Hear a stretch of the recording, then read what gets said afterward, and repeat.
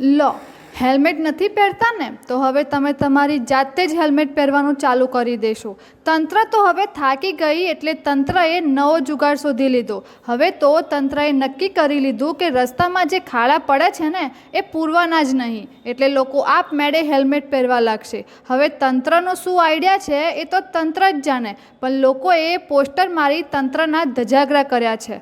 હા, ધોરાજીમાં જુઓ, આ પ્રકારના પોસ્ટર લાગ્યા છે જેમાં સ્પષ્ટપણે લખ્યું છે કે તંત્ર તો ખાડા નહીં પૂરે, આપણી સુરક્ષા આપણે હાથે જ કરવી પડશે, એટલે હેલ્મેટ પહેરવું જ પડશે.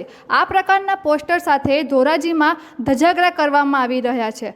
અનેક રસ્તા પર આવા પોસ્ટર લગાવીને તંત્રને જગાડવાનો પ્રયાસ કરવામાં આવી રહ્યો છે.